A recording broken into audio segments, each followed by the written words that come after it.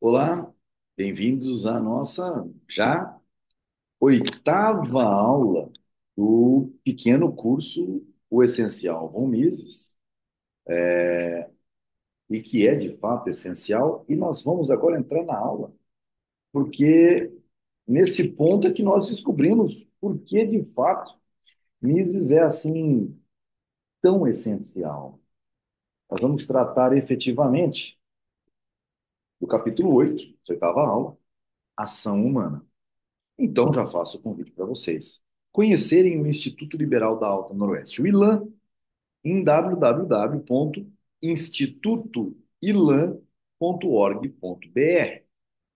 Também convido vocês a se inscreverem no curso do Ação Humana, que transforma o nosso conhecimento em conhecimento aprofundado em economia austríaca.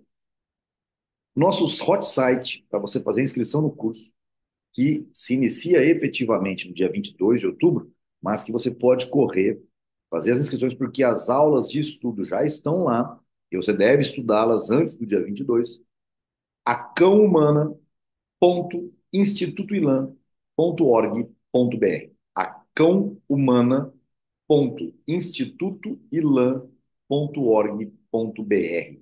Terceira vez para afirmar na mente, acãohumana.institutoilan.org.br. Sabe do que nós vamos tratar agora? Já no essencial, que é Von Mises, que está aqui, ó, olha ele aqui, a cão humana.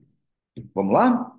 Não é curto, nem poderia ser, mas é extremamente necessário. Capítulo 8, Ação Humana. Então, um único capítulo para uma obra primordial que todos os economistas reconhecem. Uma coisa era formular a metodologia apropriada para a ciência econômica. Bem outra, diversa e muito mais difícil, era erguer efetivamente a economia, todo o corpo da análise econômica, sobre esta base, usando tal método. Normalmente se consideraria impossível que um só homem pudesse levar a cabo as duas empreitadas. Formular a metodologia e, em seguida, elaborar todo o sistema completo da economia sobre estes fundamentos. Eu só conheço uma pessoa que fez isso. Chama Sir Isaac Newton, que desenvolveu o cálculo matemático, a diferencial, a integral, o cálculo diferencial e integral, e formulou as suas teses da física newtoniana. Mesmo considerando a longa série de obras e realizações de Mises, não se poderia esperar que ele próprio realizasse essa tarefa árdua, extremamente difícil. E não obstante, Ludwig von Mises, isolado e sozinho, abandonado por praticamente todos os seus seguidores, exilado em Genebra, da Áustria fascista, em meio a um mundo e a um meio profissional que tinham desprezado todos os seus ideais, métodos e princípios, realizou-a. Pessoal, um ponto importante aqui, de cunho pessoal, a gente, quando luta pela verdade, não vai ter caminho fácil.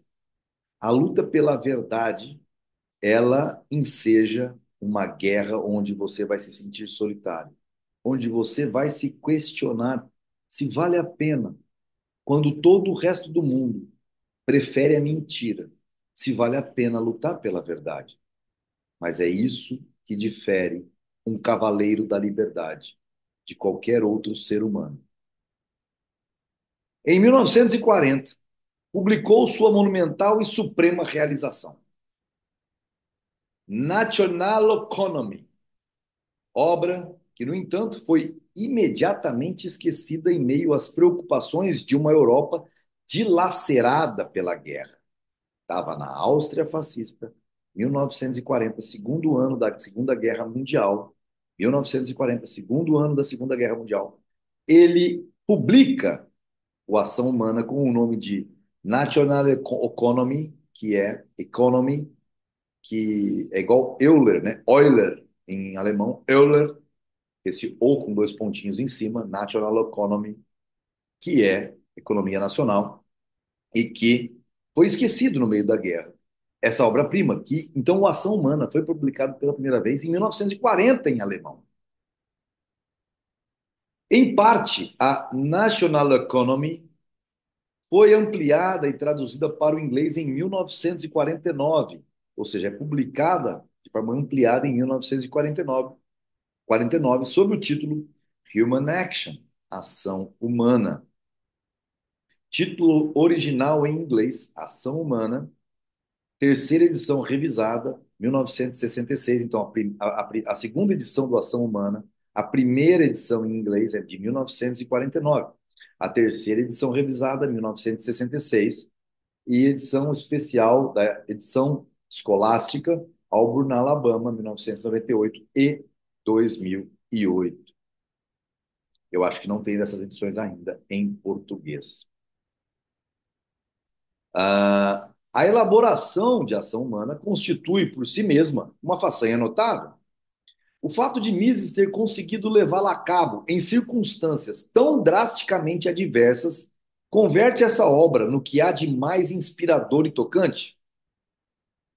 Ação humana é o que de melhor se poderia desejar. É ciência econômica completa, desenvolvida a partir de sólidos axiomas praxeológicos, integralmente baseada na análise do homem em ação, do indivíduo dotado de propósitos agindo no mundo real. Guardem isso para a vida. Isso é pura pérola. Vou ler novamente. Ação humana é o que de melhor se poderia desejar. Esse livro é o que melhor se poderia desejar. É ciência econômica completa, desenvolvida a partir de sólidos axiomas praxeológicos, integralmente baseada na análise do homem em ação, do indivíduo dotado de propósitos, agindo no mundo real. E a economia, elaborada como disciplina dedutiva, desfiando as implicações lógicas da existência da ação humana. O que ele está dizendo é que primeiro se trata de ação humana, praxeologia, para depois se tratar de economia, que é elaborada como uma disciplina dedutiva da ação humana, desfiando as implicações lógicas da existência da ação humana. Quanto ao presente autor, que teve o privilégio de lê-la, então, Murray Rothbard, falando agora, quanto este homem aqui, não o Rodrigo somente, que também teve o privilégio, mas Rothbard, quanto ao presente autor que teve o privilégio de lê-la, quando de seu lançamento, essa obra mudou o curso de sua vida e de suas ideias. E aqui subscrevo Hofbauer, porque quando eu li o Ação Humana, estudei o Ação Humana pela primeira vez, essa obra mudou o curso da minha vida e das minhas ideias. Ali se encontrava um sistema de pensamento econômico com o que alguns de nós sonhávamos sem jamais pensar que fosse execuível. Uma ciência econômica completa e racional. A economia tal como devia ser, mas nunca fora. A ciência econômica que a ação humana nos propiciou. A magnitude da façanha de Mises pode também ser aquilatada pelo fato de que a ação humana não foi somente o primeiro tratado geral de economia na tradição austríaca desde a Primeira Guerra Mundial. Foi o primeiro tratado geral em qualquer tradição. Rothbard está dizendo, esquece o resto, nunca houve. Houve a partir deste momento. Porque, após a Primeira Guerra Mundial, a economia tornou-se cada vez mais fracionada, rompida em fragmentos e pedaços de análise desintegrados. Desde as obras escritas antes da guerra por homens eminentes como Fetter, Clark, Taussig e Bombauer, os economistas tinham deixado de apresentar sua disciplina como um todo dedutivo integrado. Hoje, os únicos que procuram apresentar um quadro geral do campo são os autores dos manuais básicos. E estes, com sua falta de coerência, revelam apenas o deplorável estado a que chegou a ciência econômica. Mas agora, ação humana indica a saída daquele lodaçal de incoerência. Pouco mais se pode dizer sobre a ação humana, exceto chamar a atenção para algumas das muitas contribuições minuciosas contidas neste grandioso corpus de ciência econômica. Apesar de ter descoberto e enfatizado a preferência temporal como base do juro, o próprio Bombauer, que não fizera dela a base de todas as suas teorias, deixando confuso o problema da preferência. Frankfurter aperfeiçoara e refinara a teoria e estabelecer a explanação do juro com base exclusiva na preferência temporal, em seus notáveis, mas desprezados escritos das duas primeiras décadas do século XX. A concepção básica de Fetter sobre o sistema econômico era que as utilidades e demandas do consumidor fixam os preços dos bens de consumo, que os fatores individuais ganham sua produtividade marginal e que, assim, todos esses retornos são abatidos pela taxa de juros ou pela taxa de preferência temporal, com o credor ou o capitalista auferindo o desconto. Mises, além de fazer reviver a realização esquecida de Fetter, mostrou que a preferência temporal era uma categoria praxeológica indispensável da ação humana e integrou a teoria do juro de Fetter à teoria Bobauerquiana do capital e a sua própria teoria do ciclo econômico. Mises fez também uma crítica extremamente necessária da utilização do método então de aceitação geral da comunidade científica da economia, matemático e estatístico na ciência econômica. Então, Mises fez também uma crítica extremamente necessária da utilização do método matemático e estatístico na ciência econômica. Trata-se de um sistema baseado no neoclássico suíço Leon Walras e de uma metodologia que praticamente expulsou a linguagem ou a lógica verbal da teoria econômica, permanecendo na tradição explicitamente antimatemática dos economistas clássicos e dos austríacos, muitos dos quais com completa formação em matemática.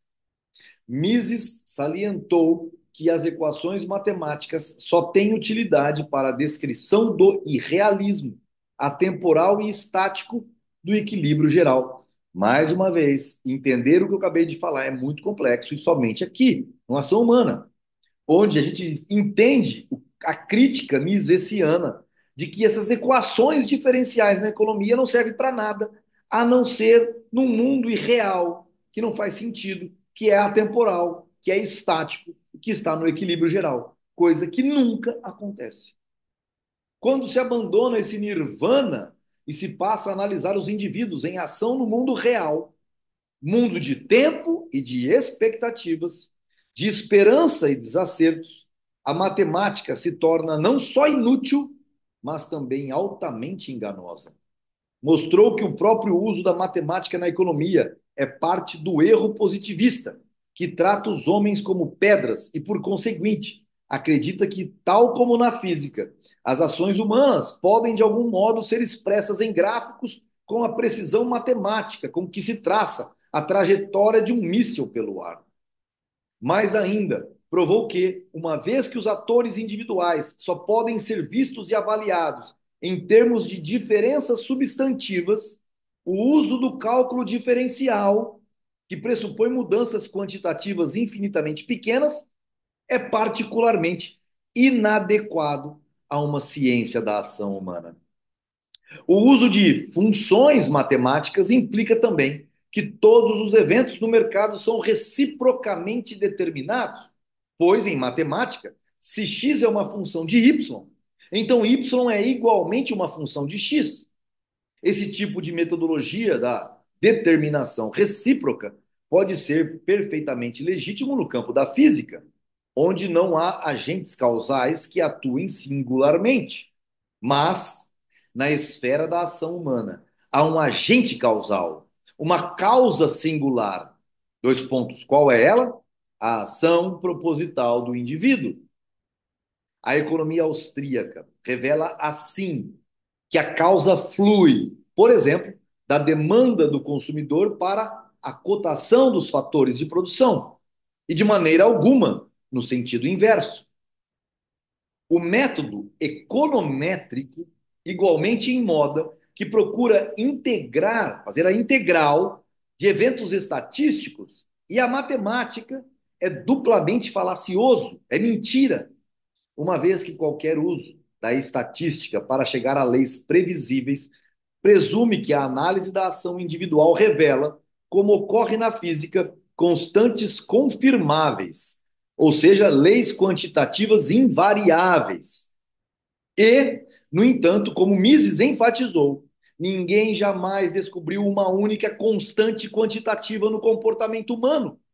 E não é plausível acreditar que alguém venha algum dia a fazê-lo, dada a livre vontade inerente a todo indivíduo.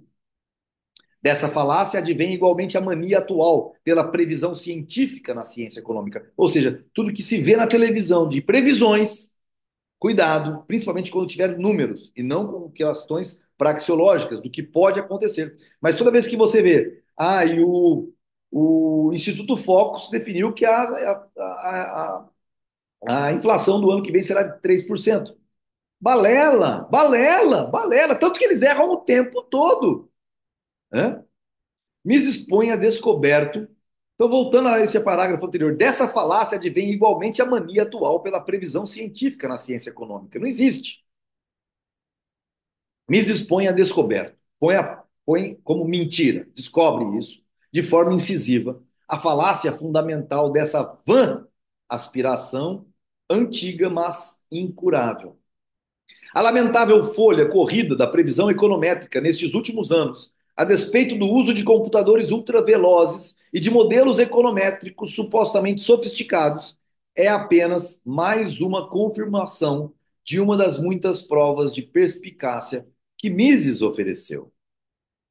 Deploravelmente, como o período entre guerras, somente um aspecto da economia misesiana, afora um fragmento de sua metodologia, conseguiu infiltrar-se no mundo de língua inglesa. Com base em sua teoria do ciclo econômico, Mises previra uma depressão numa época em que, na nova era da década de 20, os economistas, em sua maioria, entre eles Irving Fisher, proclamavam um futuro de prosperidade ilimitada assegurada pelas manipulações dos bancos centrais governamentais. Opa, grifem isso e entendam que Mises previu o crash da Bolsa de Nova York naquela terça-feira negra, fatídica de 1929. Quando a Grande Depressão se instalou, começou-se a manifestar vivo interesse pela teoria misesiana do ciclo econômico, sobretudo na Inglaterra. Ou seja, quando o caos apareceu e alguém previa, opa, esse é o cara. Esse interesse foi incrementado pela migração para a London School of Economics do iminente discípulo de Mises, Frederick August Hayek, também está aqui, certo? Cujo aperfeiçoamento da teoria do ciclo econômico foi rapidamente traduzido para o inglês no princípio da década de 1930. Ao longo desse período, o seminário conduzido por Hayek na London School formou muitos teóricos austríacos do ciclo econômico, entre os quais John Hicks, Abba Lerner, Ludwig Lachmann e Nicholas Caldor. Além disso, discípulos ingleses de Mises, como Lionel Robbins e Frederick Benham, publicaram as explanações misesianas da Grande Depressão na Inglaterra. Os escritos dos alunos austríacos, entre aspas, de Mises, como os de Fritz Maslach e Gottfried von Haberler, começaram a ser traduzidos e, finalmente, em 1934, Robbins supervisionou a tradução do The Theory of Money and Credit em 1931. Mises publicou sua análise da depressão em Die Ursachen der Wirtschaftskrise, né? Nota de rodapé número 18. Então, tradução de Bettina Bean Graves, The Causes of the Economic Crisis, em Ludwig von Mises, no livro On the Manipulation of Money and Credit, reimpresso como The Causes of the Economic Crisis and Other Essays Before and After the Great Depression. Continuando, continuando, é, continuando, tudo indicava, na primeira metade da década de 30, que a teoria misesiana do ciclo econômico prevalecia. E, se isso ocorresse, suas demais teorias não poderiam ficar muito atrás. A América foi muito lenta em assimilar a teoria austríaca, mas a enorme influência da ciência econômica inglesa no EUA assegurou a difusão da teoria misesiana do ciclo econômico também nesse país. Logo que Gottfried von Haberle publicou a primeira síntese da teoria do ciclo de Mises Hayek, Alvin Hansen, economista em ascensão, voltou-se para a doutrina austríaca.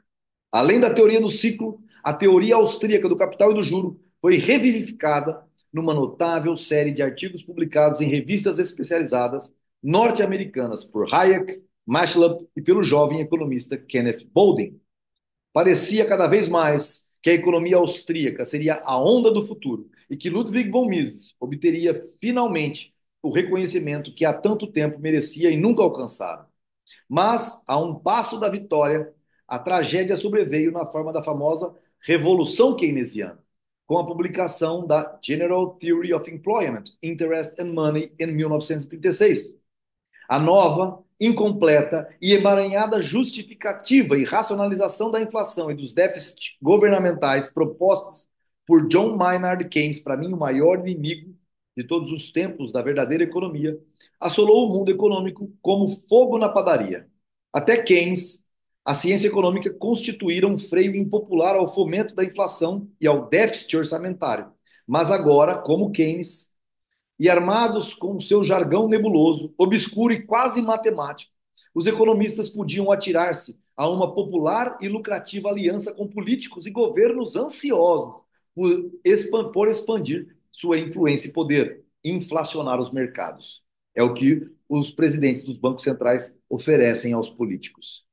A economia keynesiana foi esplendidamente talhada para servir de armadura intelectual para o moderno Estado provedor militarista, welfare, warfare state, para o intervencionismo e o estatismo em ampla e poderosa escala.